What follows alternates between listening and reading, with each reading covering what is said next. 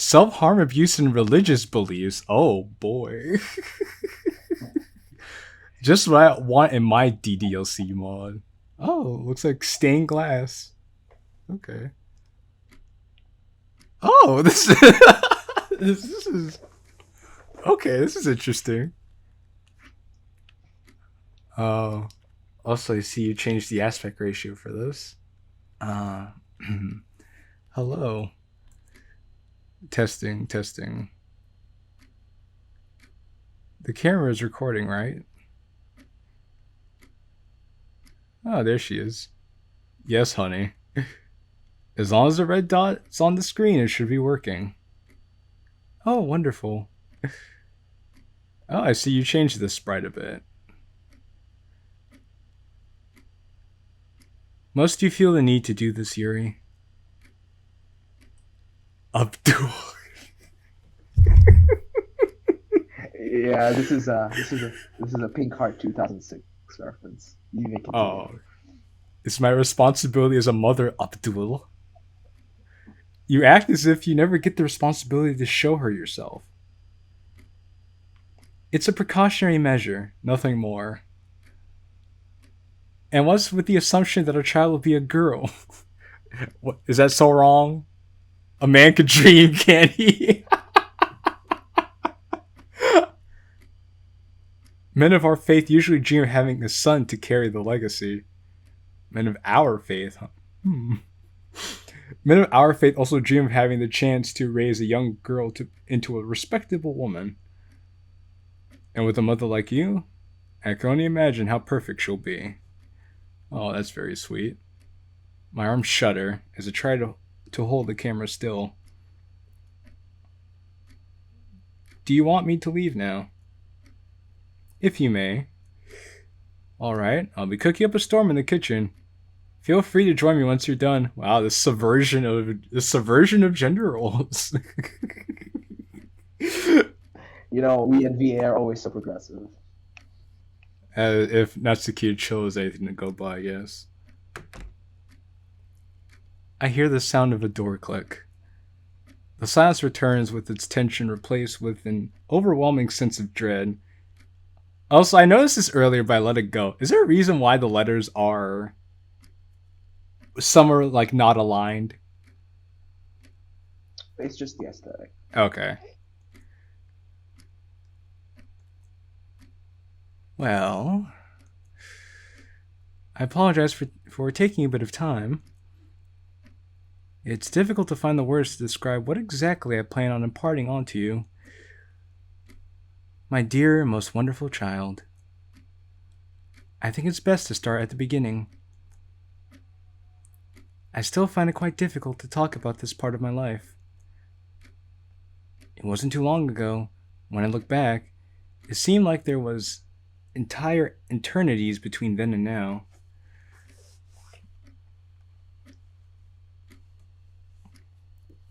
I should probably begin the story now, shouldn't I? Well, wouldn't hurt, Yuri. Your father likes to point out to me how much I love to ramble, so I'll try to keep that to a minimum. Alright.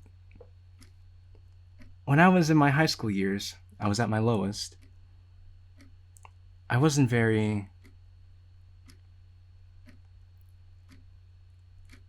what you would call stable. Your mother wasn't a very outgoing person, you see. I had always wondered why anyone would put in the time to form relationships with others. Not particularly because I didn't see the value in them, but because I felt that sharing such a vast and personal part of your own being was rash. I was taught that true friendships consist of people bearing their souls to each other and trusting them with everything you are, but I constantly found myself asking, how could you trust someone with your soul? I didn't really see the logic in it. And so, I didn't participate in it. I was what my classmates would call a friendless freak. It's pretty harsh. The names didn't really have the effect on me that they wanted. At the very least, I could commend them for being accurate, because I was entirely friendless and I was most definitely a freak.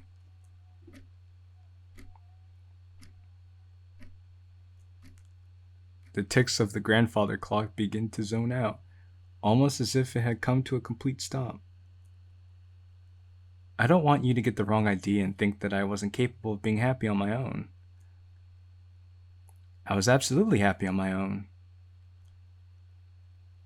If I ever felt like I needed company, I found it in the close but faraway world described in the novels of my youth. They helped me stave off my ever present feeling of loneliness, feelings that I wasn't ready to admit I had in the first place. Yet, they never could supplant a human's need to socialize, no matter how much I wanted them to. Her hands grip together tightly, and I see her head shiver, maybe in frustration. My instincts tell me to go and comfort her, but I know I can't. Sometimes, my dear, when you haven't been able to, when you haven't been acknowledged by anyone else, and when you haven't really acknowledged anyone else either, sometimes it becomes difficult to discern whether you're truly alive. For a long stretch of time, my love, I was convinced that I was dead. My corpse wasn't rotting, however, or it, at least, did not fit any definition of decomposition I was aware of.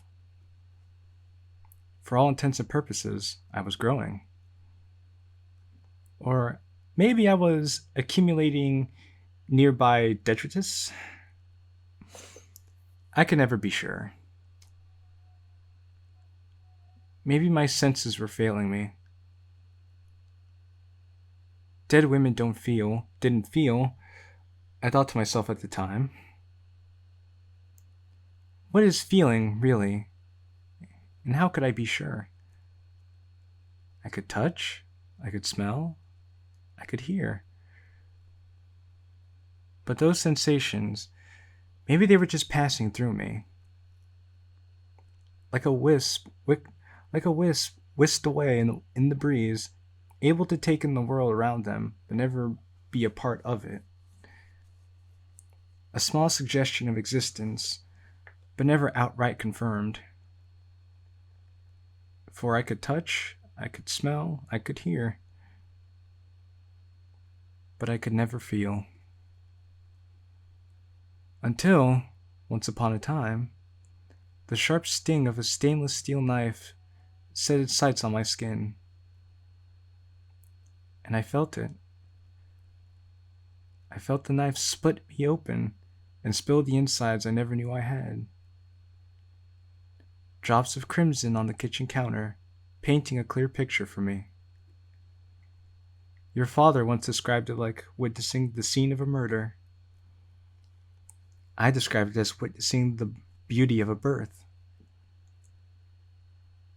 Those scarlet drops showed me I was here and that I was real.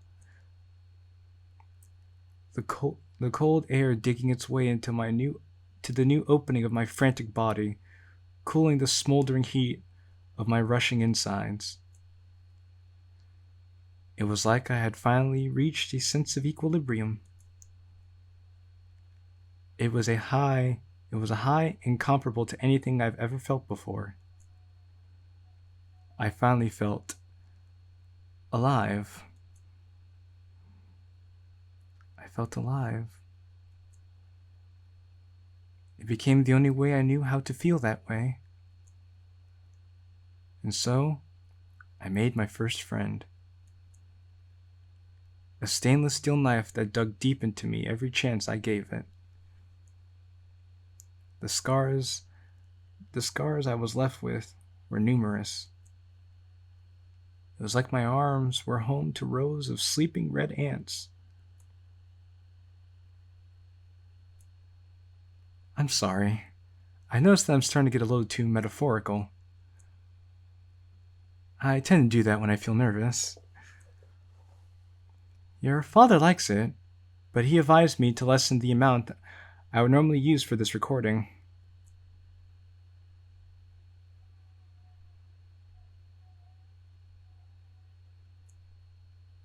In case you watched this when you were younger and wouldn't really understand them.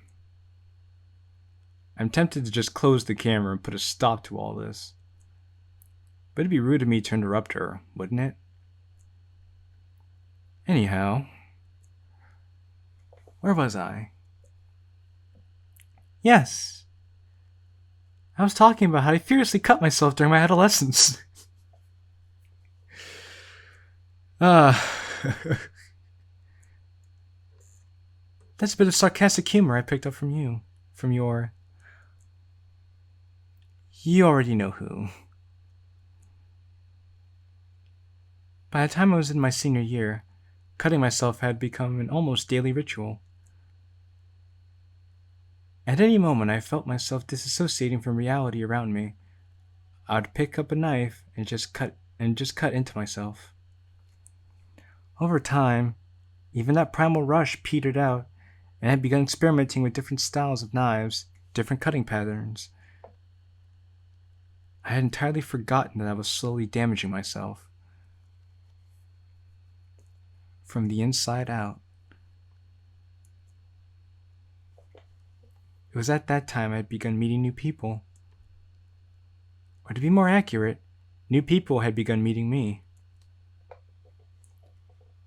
There were this pair of girls. They were my juniors. They had invited me to join their literature club, and with such an attractive proposition, I couldn't say no. How could I? I could finally share my interests and show my passion. And simply, I was finally able to talk to people about something that I felt was safe enough to talk about. Now, about these girls. One was an overeager curl-haired girl.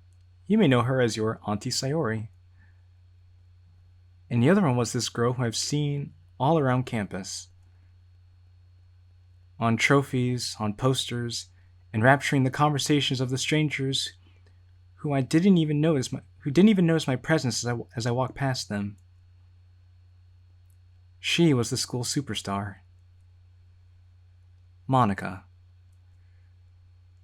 To say I felt a certain air of jealousy towards her would be an understatement.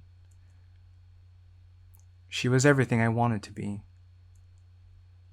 She was intelligent, beautiful, and worst of all, she was brimming with life. There was never a moment where she was alone. And just by seeing her, I felt more lonely than I ever had felt in my life. It was funny, really. Whenever I saw her, I felt more alive than ever because I felt the dread of my own non-existence. It only got worse with the arrival of our new member, Netsuki. Hopefully, your father stayed in touch with her as well. When she first arrived in the club, I'd say without hesitation that I was thrown into the depths of hell. She was the most uncontrollable, immature person I'd ever met. Every moment I spoke became a call to war as everything I loved and believed in was challenged. That may sound a little dramatic, but you must understand that literature was my entire life. I didn't have friends. My family was distant. All I had were my books and my writing. So when someone challenged my views on them, it was like they had insulted a person who I cared for deeply. I had come to this club to become more comfortable talking to people, to learn how to share myself with others. And instead, I cut. And I cut. And I cut. Every club meeting. Without fail. Sometimes Sarah would catch on to the fact that I wasn't entirely okay and try to console me. Yet for some reason that I'm still not aware of to this day, we had some unspoken understanding. She never investigated me any further than she had to, and only offered me her support when I explicitly asked her to. And Monica was too busy with the world around her to pay attention to her lowly club member, whose quiet and subdued nature could only mean she was in complete control of her life. For why would a person need help not announce to the world that they need it?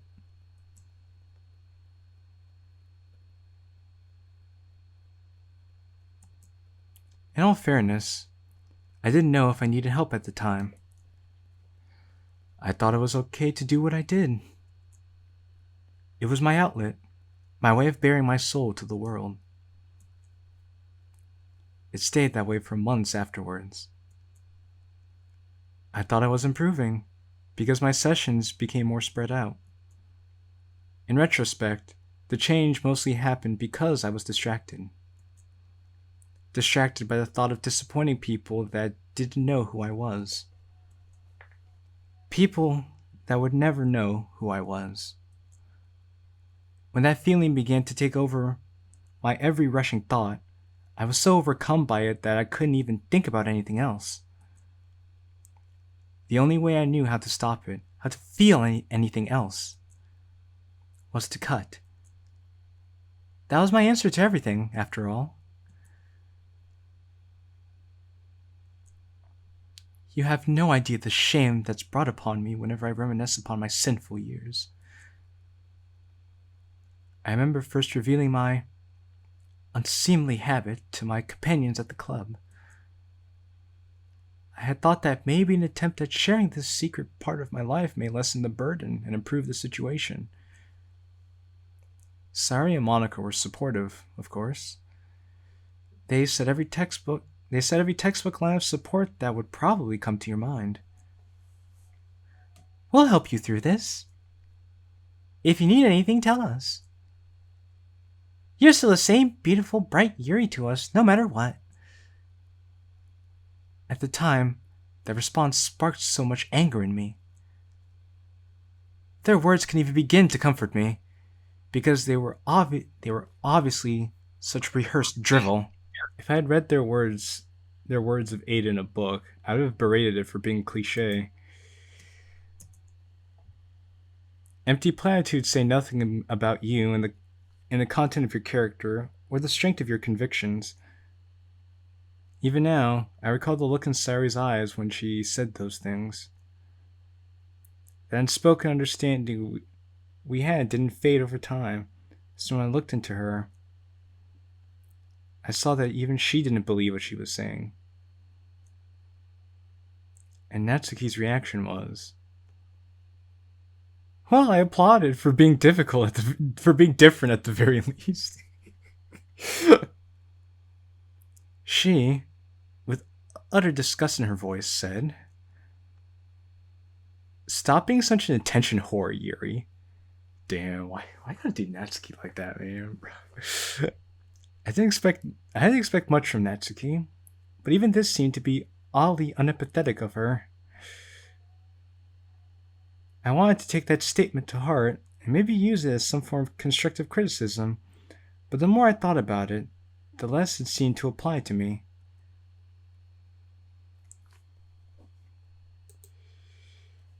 It was true that from a certain perspective, I started this whole experience due to a lack of attention.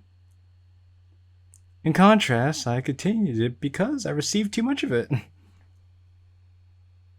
It was like I could never truly win. But there was another person in the club who remained silent during this revelation. They were content just listening in. They were a new addition, so they were most likely caught off guard by the sharing of something so personal in their presence. When I threw myself away and ran from the disaster of a meeting, I saw them chase after me. "Yuri!" he screamed out. I felt my entire body quiver at his bellowing cry. I wasn't ready for another confrontation. When you're hit where you're most vulnerable, my dear, sometimes you'll find yourself shutting down against your own wishes. So, I continued walking away. And then, it was the funniest thing. My phone started ringing. When I went to pick it up, I saw his name plastered on the screen. Against my better judgment, I picked it up through my whimpering voice. And through my whimpering voice, I tried speaking to him. He said something to me that I would never forget. It must have been his status as an outsider that made him see things so clearly. He told me, "They're just scared, Yuri. They're your friends. Of course they are." And that was the day me and your father truly first met. I'm so tempted to make a How I Met Your Mother joke.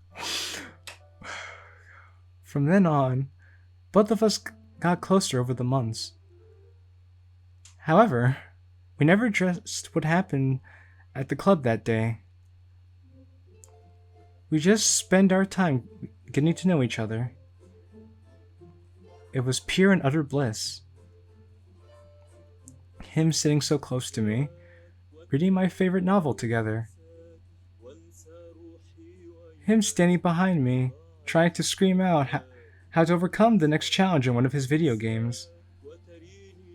He invited me to his house and the whole place was open to me, like he wasn't ashamed to show me a thing.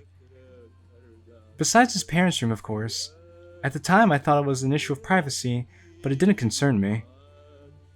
For the first time in my life, I felt a cavalcade of loving emotions brewing under the surface, all of them from this one man, my second true friend. But not even that could begin to describe how I felt towards him. He'd walk me to school, hug me in the hallways, kiss me passionately when no one saw. Every moment was savored. He filled me with joy, anxiety, fear, anger. He filled me with life. He was marvelous. It was marvelous.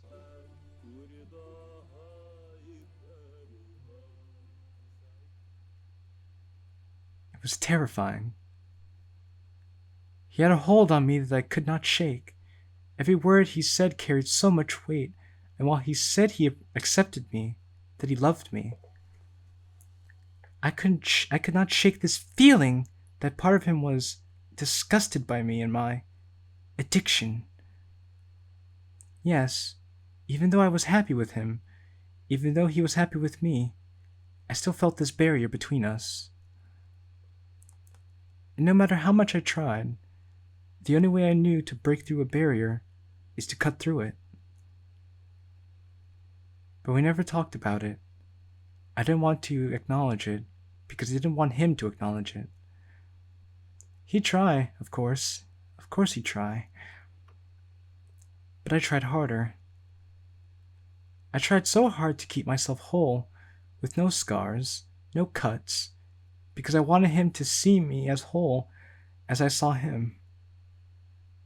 Your father, while not a social butterfly, was far more social than I. He had long-standing friendships that were almost mythical, like his friendship with your Aunt Sayori. Every person that talked to him would have a smile so wide it was only matched by his own. He could do things that I could only imagine, like carry a conversation with Natsuki. It all came so naturally to him, and he could do it with anyone. I was terrified that the way he made me feel was temporary, that it could be ripped away from me in a second. Because while I smiled wide with him and he smiled wide with me, he smiled wide with others as well. Others who didn't need him to smile. I had walked down this path before, that need for an outlet to feel. He was a new addiction that I couldn't control. I saw it on the horizon, and I knew I didn't want that. I knew there was something wrong with my soul, and I couldn't bear it to him. And one day, he caught me with my first friend as we were getting intimate. He tried to reason with me, tried to calm me down. But I tried harder to push him away. She begins to sniffle as her covered arms reach to wipe her tears. The next day, everything returned to normal. I walked into the club and sat on my own, immersing myself into my novel. I never struggled to be happy on my own. Why would I start now?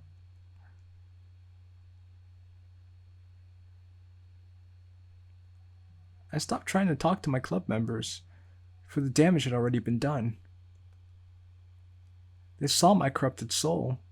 There was no need to burden them with more.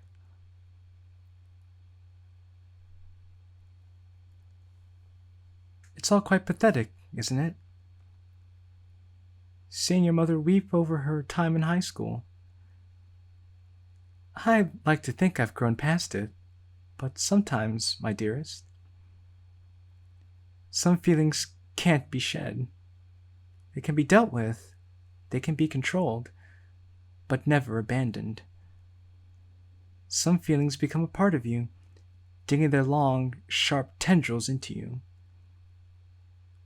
But you must know, you have to know. Their tendrils might be dug into you, but they don't have you pinned down. They have nowhere to pin you besides the walls that you pin yourself to. They can slow you down, they can make the pain searing, they can make your thoughts agony, but they can never stop you from moving forward.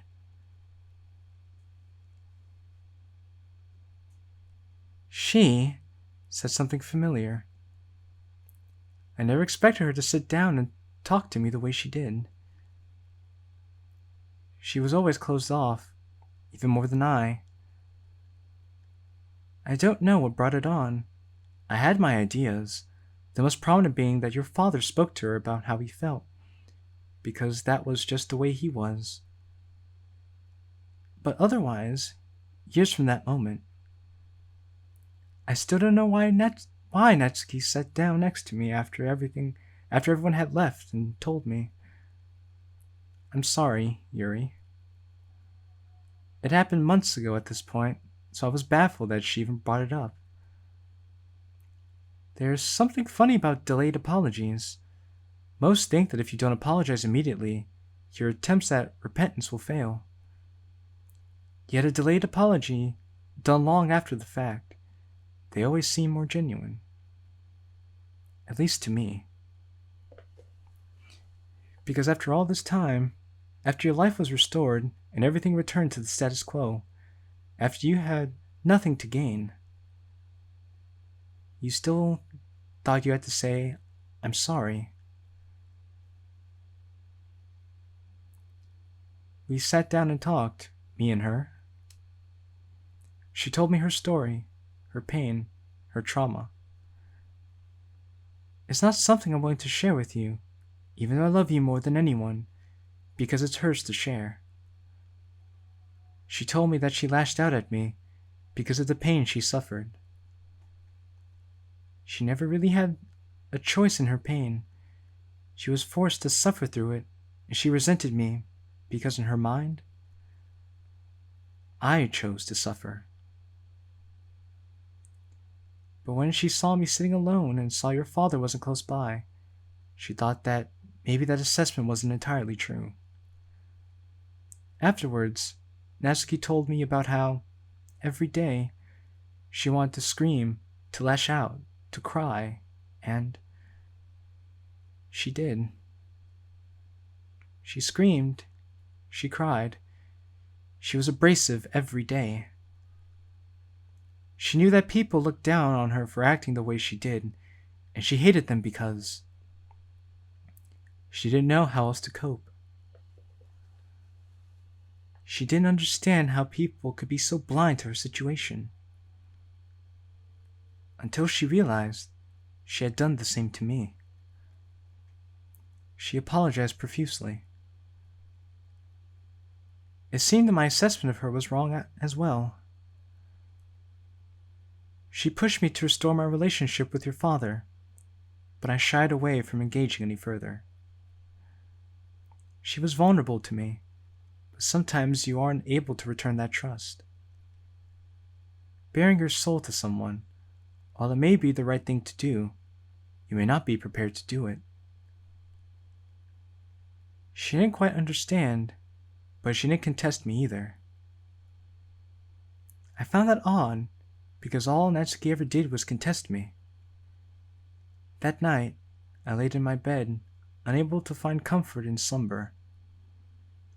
Natsuki left the room after her speech, and when I was in bed, I realized I didn't say anything. I didn't say a word. And she was staring. Was she talking to me? Was I there? Or was she recounting her regrets to an empty room that never had me in it in the first place? Everything was dark around me. Even the rays of moonlight didn't reach into my room. For the first time in a long time, I asked myself, am I dead? I rushed outside of the room. I thought I would never indulge in this again. I knew it was wrong. But I did it anyway. Because I was weak, and I couldn't stay away from it for very long. I rushed out of the darkness and I found myself standing at your father's door. It was the middle of the night, and he had that look he always has when someone wakes him up too early. His hair spiked up in every which way, and his nose lifted up as if he was struggling to breathe. One eye slightly closed, like he was half dreaming of being back in bed. But then he saw me standing outside, and it was like he was shocked awake. And your father, the absolute dork that he is, looked at my teary eyes and asked if I needed an umbrella. After that silly display, he let me into his empty house and catered to my every need. He brought out my favorite tea, opened up a box of tea cakes that he must have kept from when we were still together, and asked me what was wrong. I didn't know what came over me, but I couldn't find it in myself to tell him. No matter how much I needed to, I still never saw the logic in baring my soul to him. Even though I trusted him with everything, with all that I was still afraid to trust him with my sin.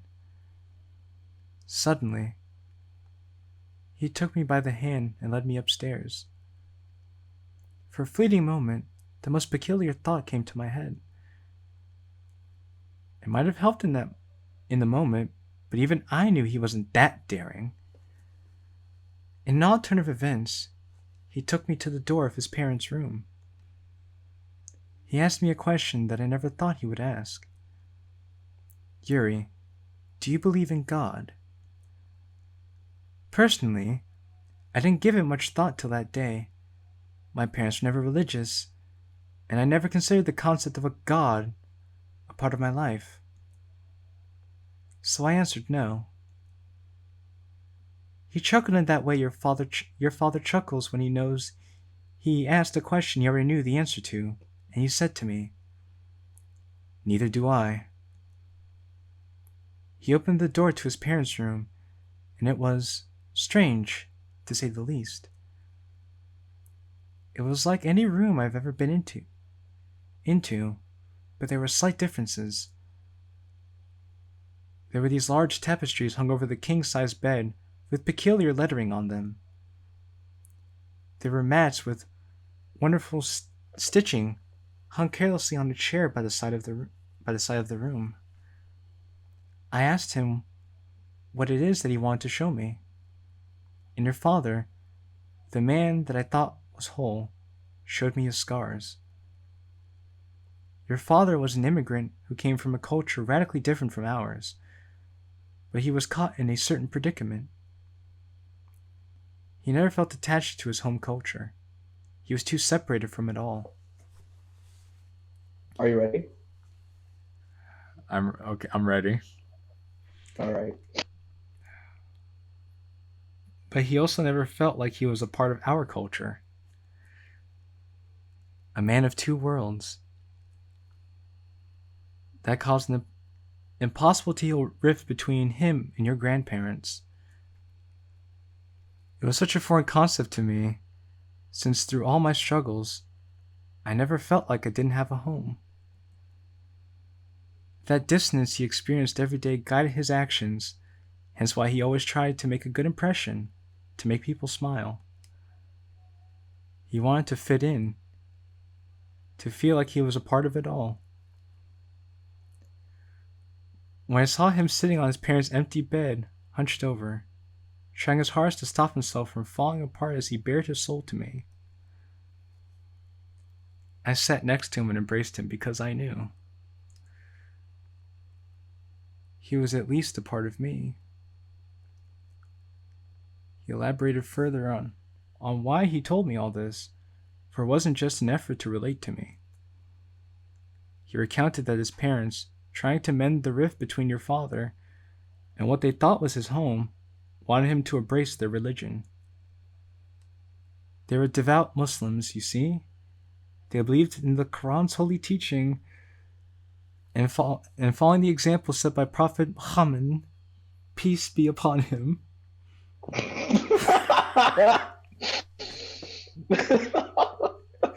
Okay. I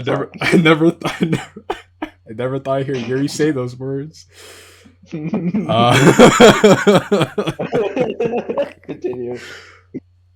Your father, for all his attempts to appease his parents and their wishes, could never find the drive in him to believe in all that. For religion was always a part of his life, but he could only see it as another limit on a life that was entirely outside of his control. Hence why he was so proactively and so provocatively courted me before, even though it went against the teachings of his religion. However, he remembered a lesson his mother imparted onto him about the nature of worshipping God,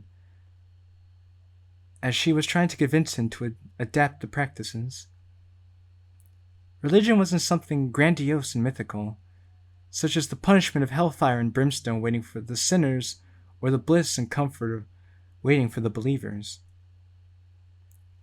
It was concerned with the personal, the struggles of the soul, and the safety of the idea of an all-knowing God who saw you, an atom compared to his mightiness, as significant and important as his own child. Your father knew that I could not trust people with my soul, with my sin. So he asked me if I could believe in Allah for a moment,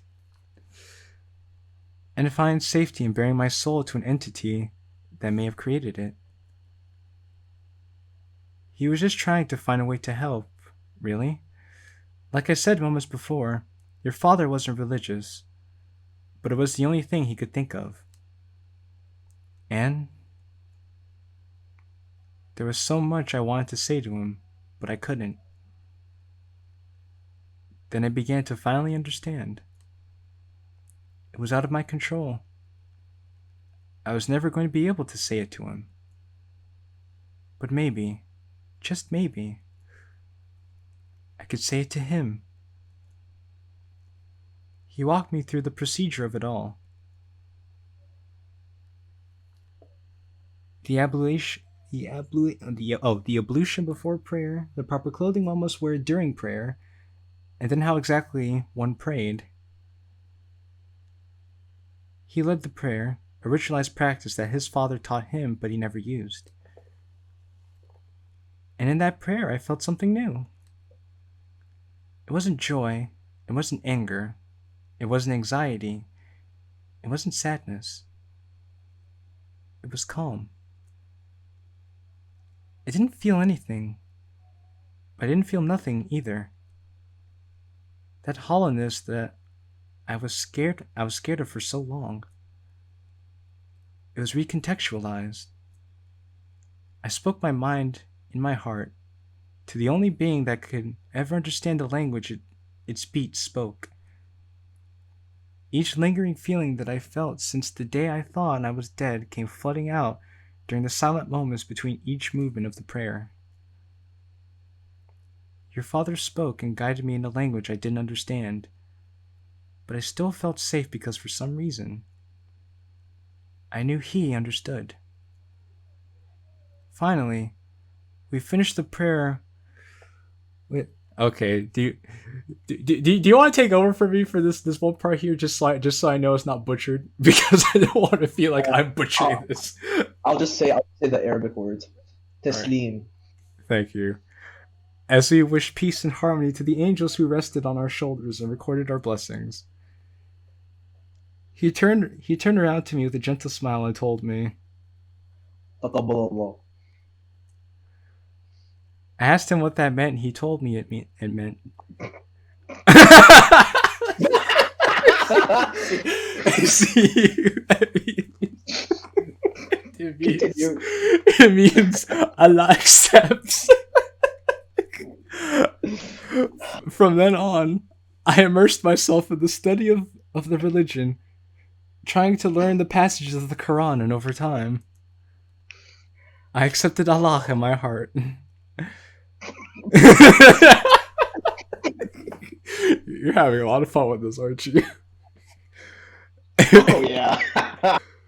Every time I felt a wisp, Allah grounded me. Every time I felt far from feeling, Allah filled me with life. When my Just feel pronounce it Allah. Allah. Allah, okay, Don't. Yeah. Don't. It's the L's that are to be like emphasized. okay. Oh, that makes sense actually. When my feelings became too hard to bear, Allah filled the burden for me. Oh, lifted the burden for me. God, I'm all over. I'm all over the place right now. When I was alone, I no longer had to find a substitute to fill the hole it left in me, for Allah was always with me. I trusted Him with my soul as He brought purity and guidance to a life that I couldn't have imagined for myself. Ah, so this is her enlightenment. Got it. Oh yeah. As your father and I rekindled our relationship, my new relationship with God brought us problems. Your father still didn't really understand religion and resented the boundaries it placed on us, but knowing how much belief helped me, he went along with it. At the very least, it made introducing me to your grandparents far easier. Like the being the good Muslim girl that Yuri is.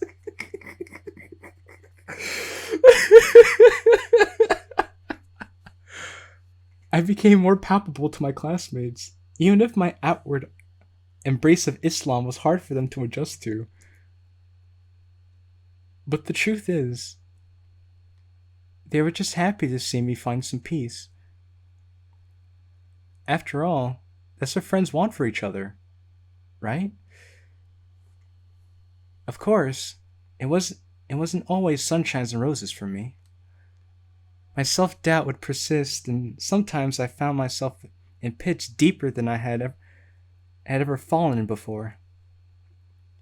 Your father accepted me as a constant pillar of support. Your father acted as a constant pillar of support for me, and Allah gave me the tools to use that pillar to climb out. And so, I climbed out. It's been 9 years since I last cut myself. On purpose, at the very least. Sometimes cutting vegetables with your father would get too intense for my liking. You're probably sitting there wondering why I spent all this time telling you some shoddy story about your uptight mother. I told you this story because I love you more than anything. You're not born yet, but just hearing your heartbeat brings me incalculable levels of glee. You are my pride and joy. And I want to tell you that this love, the love that me and your father will shower you with every second of your life, may not be enough. It may never be enough. And sometimes you will find yourself alone, empty, hollow, beaten down. Your entire body screaming to know that it's there, and no matter how much we try, we won't be able to help you, no matter how much we want to. So I wanted you to know that this feeling, that pain, it's normal. You're not a freak for feeling it. Your father, Aunt Natsuki, Aunt Sayori, and I, we have all felt it. And I'm sure even someone as impenetrable and lively as Monica has felt it too. I wanted to impart on you the knowledge of what helped me feel whole again. Maybe Islam isn't quite your cup of tea. There are many good reasons why it wouldn't be. But I'd like to share with you the practices because sometimes you'll find yourself needing to bare your soul to someone without having anyone to bare it to. And who better to bear it to than the entity that birthed your soul? She takes a deep breath, a gentle smile glowing off of her.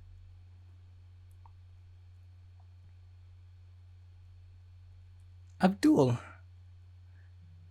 The sound of footsteps rush into the feed. Yes, hon? May you move the camera set up to the bathroom? Can't you do it yourself? My hands are greasy.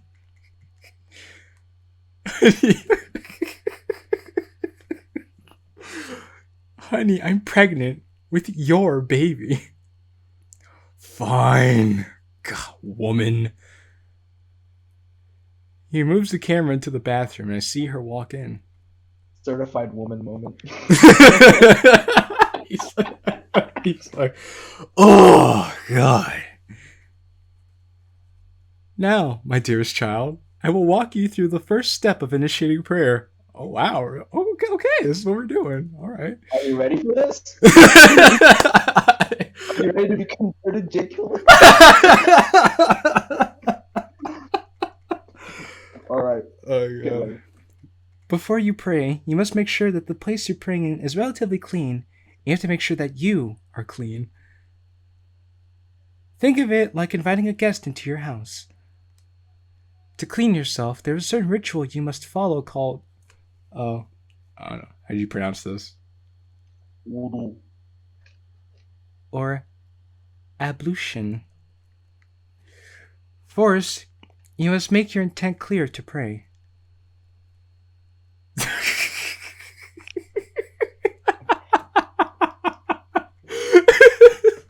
I'm laughing because I'm like, I've never seen this in Tomoko.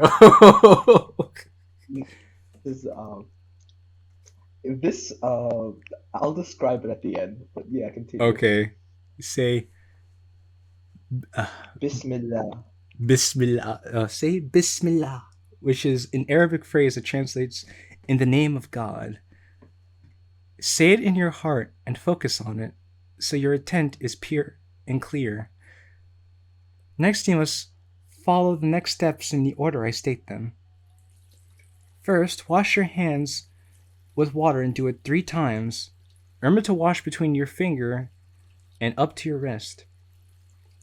The water spills all over her hands, little remnants of dirt from a hard day's work washing away. Second, using your right hand, take water into your mouth and clean the inside of your mouth thoroughly. Third, using your right hand, inhale water into your nose, snort it out, and repeat this 3 times. Fourth, wash your entire face 3 times. Her long eyelashes glimmer with drops of water, and her eyes open widely, taking in the world around her. She lifts her long sleeves to reveal a plethora of aged scars, protrusions that make themselves known immediately. Fifth, wash your lower arms from your wrist to your elbow 3 times. The water flows over the scars, washing them clean. Somehow, It decreases their clarity. 6th, wipe your head from your forehead to the back of your head. The water wets her long mane of lavender locks, as they shine a brighter purple than ever before. 7th, wipe your ears with water, inside and out.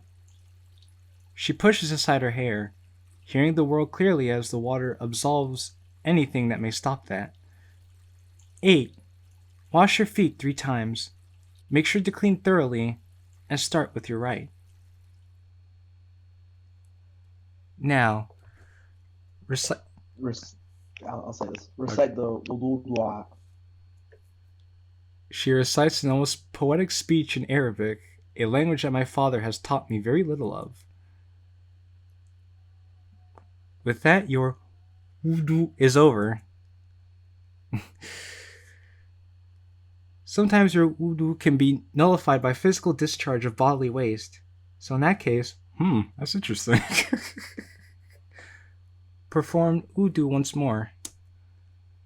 Now, there are some instances where wudu isn't enough. For example, if you're a wonderful girl... oh, jeez. After your period... Or another example, for both sexes, after an event of sexual pleasure.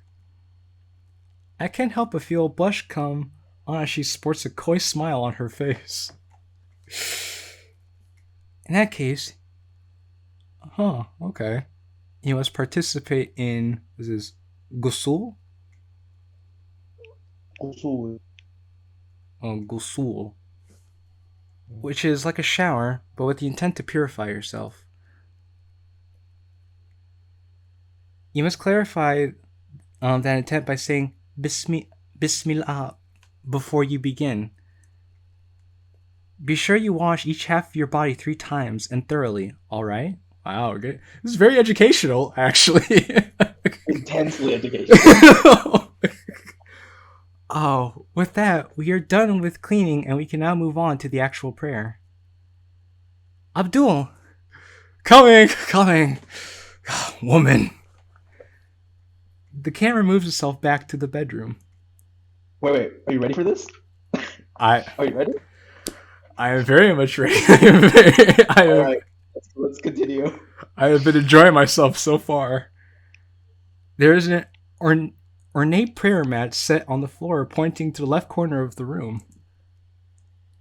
Oh my god! Oh man, I had so much fun with this. Because I was sitting here wondering, where's She's in the comfort of her own home recording a video for her child, right? So she doesn't really need to cover herself up. But now she's praying. So. Right, so she has to cover herself. I like how it's purple too. She's nothing but consistent. Hello again, my darling. You may have noticed the change in outfit. Well, my love, to pray, you must switch into proper attire. For men, you have to make sure that you keep the area of your navel to your knee covered and not expose any immodest skin. So wear a shirt with sleeves and make sure your pants cover your knees. You can also wear an Arabic thobe? An Arabic thobe, which is both comfortable and achieves just that. For women, make sure you cover everything but your face and hands. I'm wearing 2 articles of clothing which achieve that effect, the abaya and the hijab. They're also comfortable and easy to wear, just like shorts. Although I will attract attention if worn outside, I'm speaking from experience. Thanks for catching the reference, by the way. I was like, come on now. Is it Qibla? Okay. You need to lessen the pronunciation. It's not that intense. Oh, it's breathier, right? Yeah, it's breathier. Okay, I'd have to get used to that, to be honest with you. Yeah. Now make sure you're facing the Qibla. Qibla. Okay. Thank you. Make sure you're facing the Qibla. Also known as the direction in which you are facing towards the Kaaba. Kaaba. Kaaba. Kaaba. Yeah. Kaaba. Okay. This is so much. I'm learning so much. This is so educational. Oh, that's the point, right? No, not the fact that Yuri's become a devout Muslim. No. No, the point is this is very educational. Remember to pray at the proper times. There are 5 times of prayer, each with a varying number of Rak'ahs. Oh, rak'ahs, or unit of prayer. There. Oh my god! I'm so glad you're here. Okay, thank you. I'm helping you out. All right, come on. All right, there is Fajr.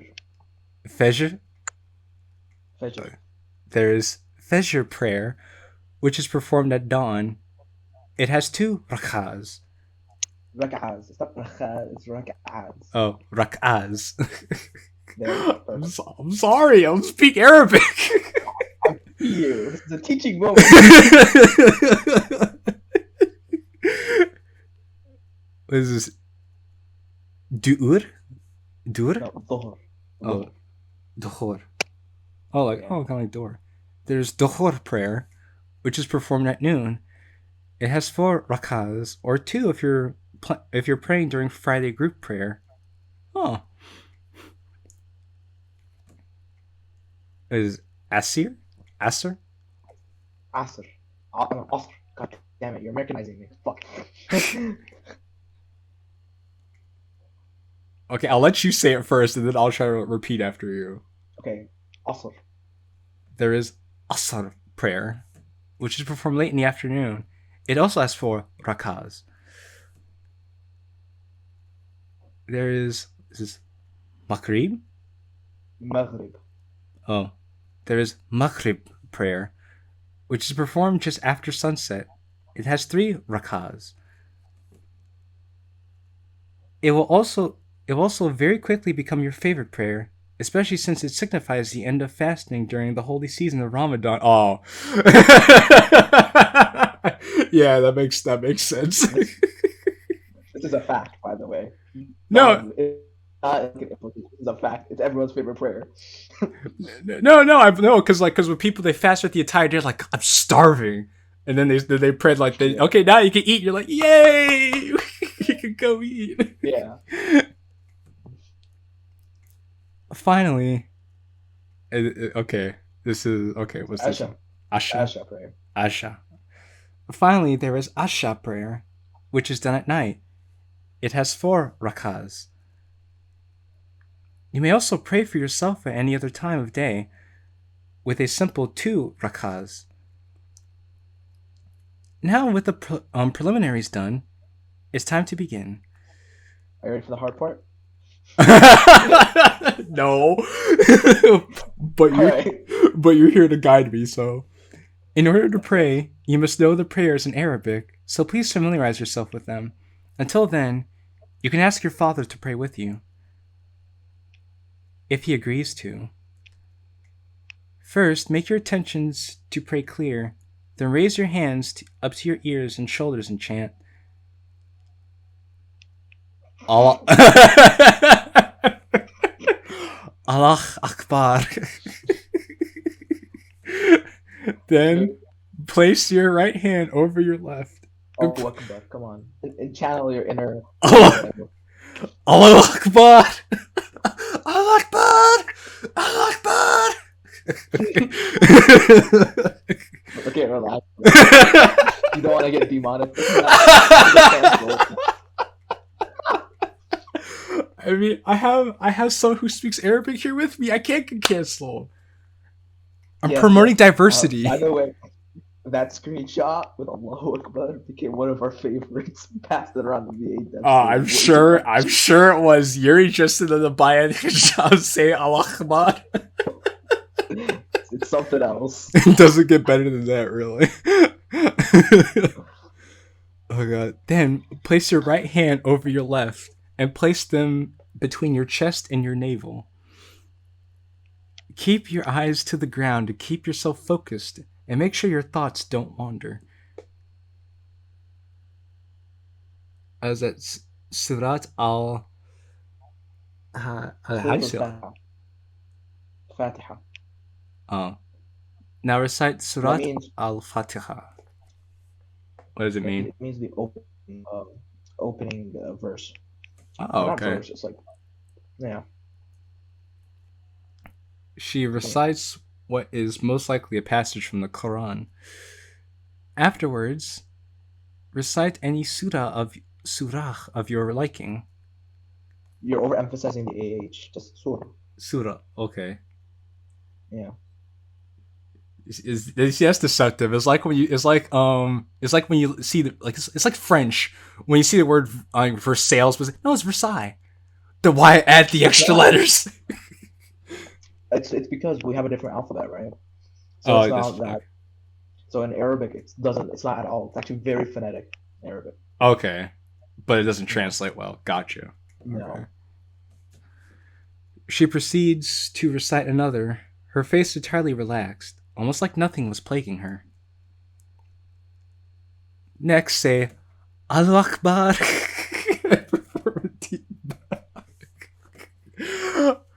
Your body should be at a 90-degree angle, though you should also be relaxed. Make sure your eyes are focused on the ground and that your hands are at your knees. While it was ruku? And ruku'. Oh, ruku. While in ruku, recite to yourself. Okay. Don't even try. Okay, alright. Subhana Rabbil Azim. Which translates to glory is my Lord the most great. Afterwards, stand back up and say, don't try. Sami Allahu. Ah, fuck. Sami Allahu Hamida. which means Allah hears who praise him. While standing, say, okay, take it away. Rabbana wa lakal hamd. Which means, our Lord, all praise is for you. Oh boy, this is something else. Then say Allahu Akbar and prostrate in a position called, was it sajda? Sajda. Okay, sajda. Make sure your nose and forehead are touching the ground. It's kind of like you're bowing, you're like a beggar. Right. I've seen it before, I believe. The position, I mean. I just didn't know what it was called. While on the ground, recite. Okay, go ahead. Subhana Rabbil A'la. 3 times, which means glory is my Lord who is most high. Rise from the sajda and sit on your knees while placing your hands flat on them. What? Oh my god! All right, here we go. This is hard mode. All right. Say all the English parts. I can. While in this position, recite. Allahumma ighfirli warhamni wajbirni warfa'ni wa'afini warzuqni. Which translates to, "O God, forgive me, have mercy on me, protect me, raise me, pardon me, and bless me." Afterwards, return back to sajda and perform that step once more. Chanting Allahu Akbar and standing back up, you have completed your first rak'ah. Wow! That was only one rak'ah, bruh! Okay, it sounds like really like elaborate, but like once you learn it only takes like you can actually do it all in less than a minute. Of course, it's not recommended you do because right, like pacing through it, but it's actually not that long at all. And I'm sure once you actually know how to speak the prayers fluently, it's not really that bad. fast. Right. Yeah. Now you can repeat the process up to 4 times depending on which prayer you're performing. On every second rak'ah, repeat the sajda and sit on your knees once more. While sitting on your knees, recite the... Okay, well, alright, I'll leave that to you. Tashahud and durud. She begins to recite each passage from heart, speaking it clearly and slowly. After that, if you're on your final rak'ah, was it performed taslim? Yeah, taslim. Turn your head to the right and say, all right, well, Assalamu alaikum wa rahmatullahi wa barakatuh. and turn your head to the left and say it once more.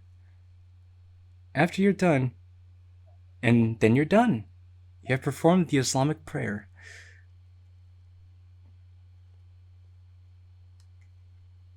I feel silly speaking to you through the camera. You know, God, never in my wildest dreams did I imagine in the entirety of my life Yuri speaking Arabic, praying to Allah. We'll talk about it all at the end. Come on, let's look through this. Maybe your father was right.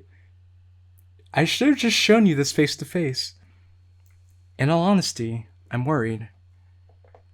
Life can be unpredictable sometimes, and the challenges that Allah places on us may be difficult to overcome. And we humans are fallible. I know I love you, and I know I cherish you, but sometimes it may be impossible for me to share that. I've been guilty of it before. So, I recorded this in case I somehow fell prey to my weakness in front of you. Well, there it is. I have told you my story, my weakness, and I showed you how I overcame it. Of course, it could be different for you. Religion isn't for everyone. I will not hate you, nor will I resent you for not believing, for I love you. I love you. I love every breath you take, everything you make. Too much fun. Every step you take, I'll be watching you. Everything you are, everything you will be. I love every single part of it. I always want to be there to guide you, to hold your hand through the obstacles that life will bring, to see you grow into a person who is happy and safe. If I could keep you with me for the rest of my life, I would. Just keep you in my belly where I know you'll be safe and sound. Through all this, through all the things that have healed my pain, nothing has healed it more than you. Allah writes our destinies in the moment you came into this world. I became only an accessory to yours, my love. I just know. Love is what's written for you, my child. Love is what's written for you. I love you.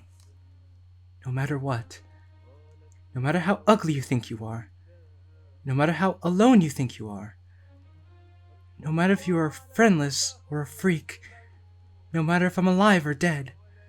I love you. Forever. Know that, my sweet child. I love you. Wow. I have to admit, that was very touching at the end. Wow. I'm unable to keep the tears to myself.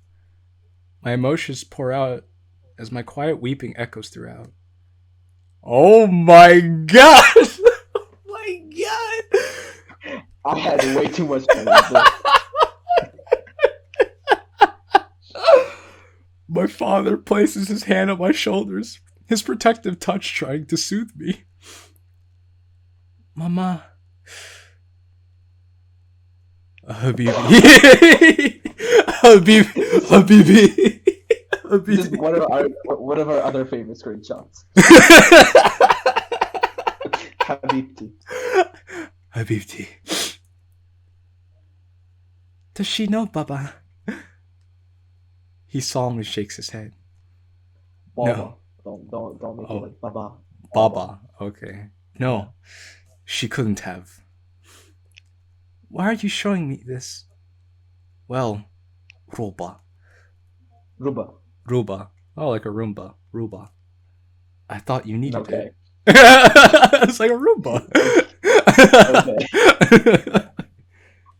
You've been distant lately. I thought your mother could help. The fallen camera continues to spout a conversation between my mother and father, each of their voices carrying a joyful tune. You could talk to me, you know. It's why I'm here. Baba. You don't need to, of course. Talking to others has always helped me, and even I never confided in my parents. But you may take after your mother. Have you changed, Baba? Do you believe? Not particularly, but I know it can help.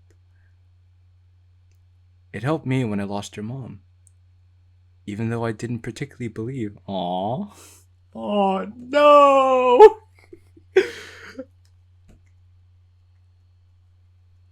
But he's God. If she's dead, isn't it his fault? I'm not the best person to answer that question. You don't have to pray. I just wanted you to see how your mother might have helped you. You can always just write your feelings out. Or maybe you could draw one of your beautiful portraits. Just do what helps you, because no matter what you think, you are whole.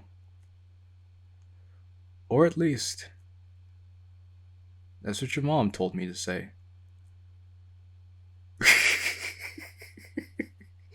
She laughs She just like inherited the laugh. she laughs just like her mother. You aren't a freak for screwing up. Otherwise, the entire world would be filled with freaks. I didn't screw up, Baba. My dad chuckles. Sure. He stands from my bed and moves to the doorway, his soft but protecting presence never leaving me. She's always watching you, you know, and she'll always love you. And I'll always love you too. I love you too, Baba. Call me if you need me. I will. The room's quiet tone rings in my ear as do my late mother's words.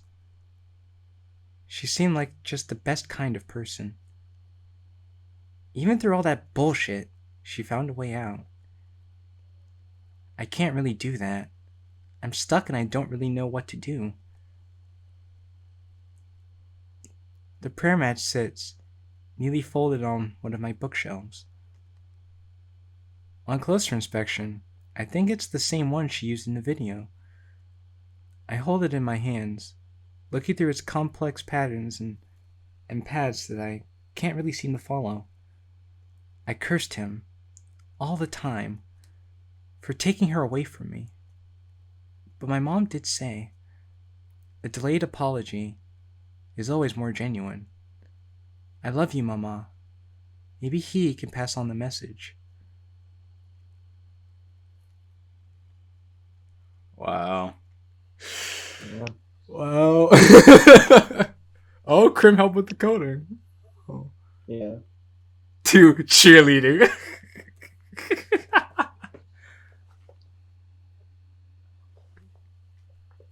In dedication to my mother, scan nothing more than anything. Eat a bag of dates. A fitting production. It's done. Wow. Yeah. It's hard to describe what I was going for. But basically, it's meant to be funny in like a kind of like a not in a shit posty way, but in a what the fuck is happening kind of way. You know, it's like very surreal seeing this entire thing happening. I mean, But it's like no, if you go ahead, accept finish. it, right, you have a very serious story there, right? But it's also like, holy shit, this anime girl is praying to Allah, and that's kind of funny. I mean, it has its funny moments, right? Because you see the jokes going on, and the sight of Yuri in an abaya and hijab are just wow, Surreal. Yeah. surreal. Yes, and then seeing the MC with a beard is like, Wow. Okay. With the bags under his eyes. Yuri with the Yeah. bags under her eyes and the wedding ring. It was like, I was partially right because I said, okay, it seems like Yuri is married and she has a child. I was Mhm. right there, even though you didn't want to tell me I was right. I the I part, mean I said you were right, but partly she didn't have a child. She's pregnant. yeah, the part that you left out was that she was pregnant, talking to her child about her enlightenment to embracing Yeah. Islam because that helped her cope with feeling nothing in Mhm. her life. Which, actually speaking, this is you said this I don't know what to believe, but really, honestly speaking, this is probably one of the best mods I've seen in terms of the concept, the topic, and the way it was presented. Yeah, I mean, one of the things I wanted to, me and 92 always talk about this, right? Okay, for context audience, 92 is one of my good friends, right? Great writer. Me and 92 always talk about interpretations of Yuri.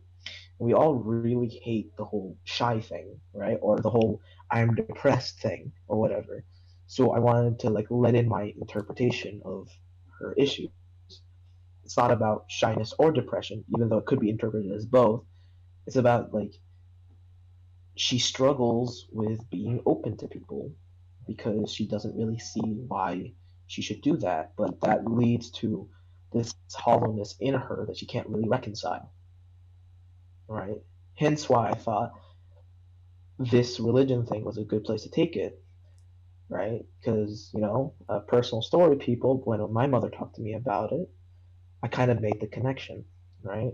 I never struggled with this. I'd like to say MC's a little bit of me in it, right? He has my struggles, a lot of my emotions, right? I never struggle because I always talk to people. But I can see for someone who doesn't really do that how much religion can help someone. And there's something interesting about like Islam in particular. This all started, by the way, because I like the imagery of her like washing over her scars in preparation for prayer. That's why I picked Islam rather Yeah, than like say Christianity or something. I noticed that when during the washing over the scars, you said they seem to decrease in clarity. I'm like, ah, I see. Yeah, that's As kind of the whole reason this happened, right. right?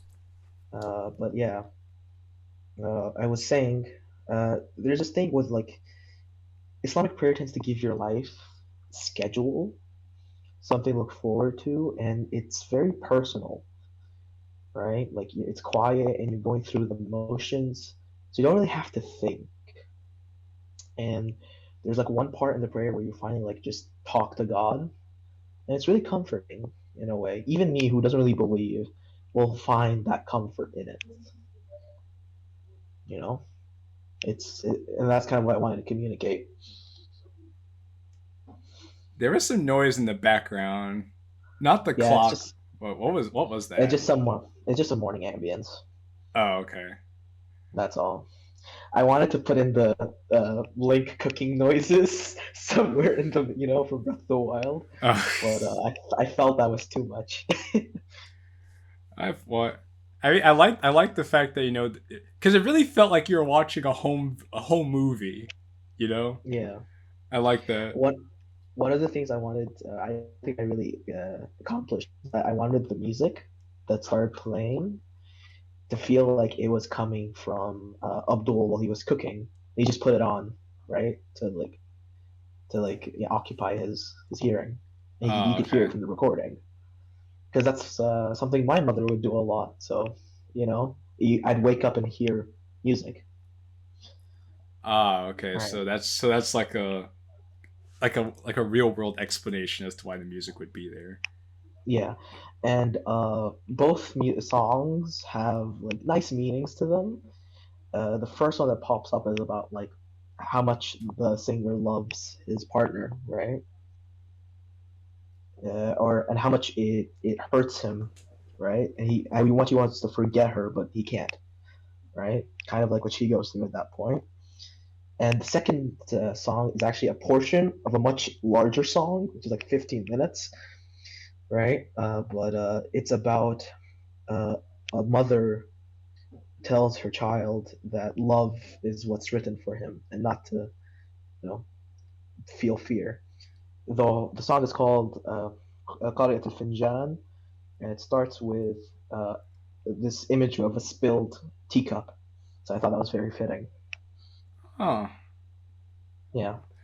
Yeah, you put a lot of thought into the songs you chose for these, Hmm. and they both sound very beautiful. I would actually love to listen to them on my own. Yeah. But I, it's meant to be funny for Westerners and all that foreigners and whatever. But if I showed this to like an Arab person, they may see the genuineness in it as well. I mean, I see the I mean, I'm not Arabic or Islam, but I see the genuineness in this too.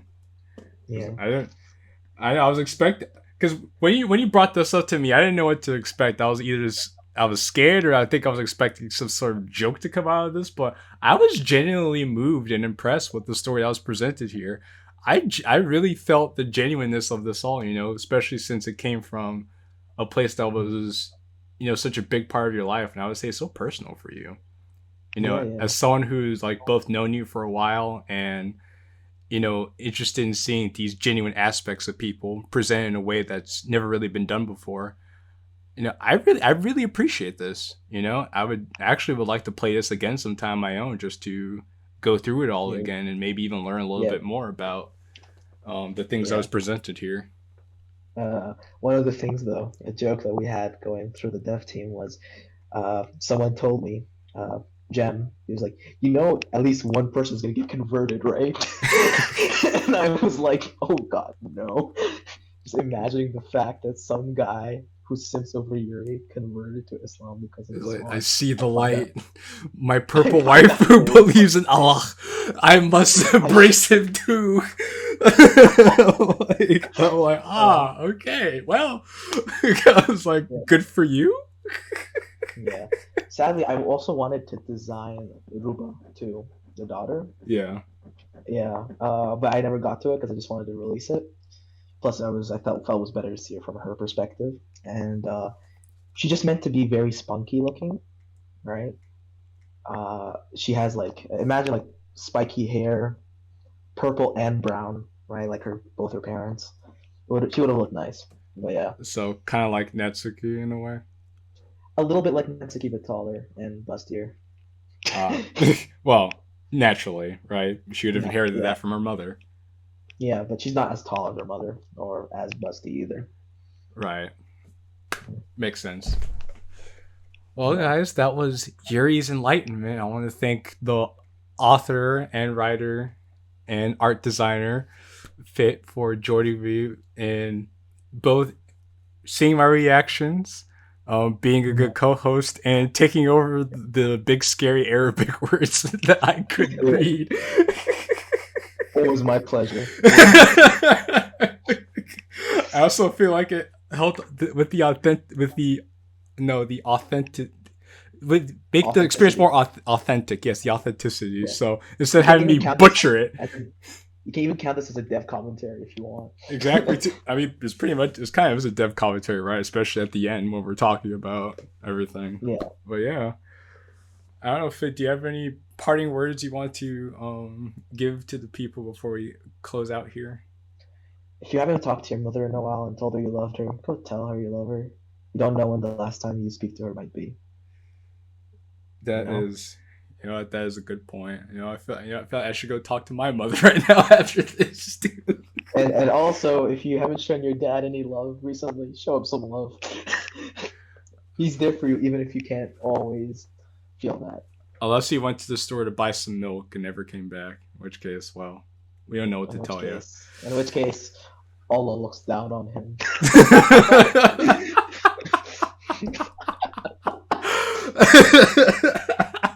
All right, people.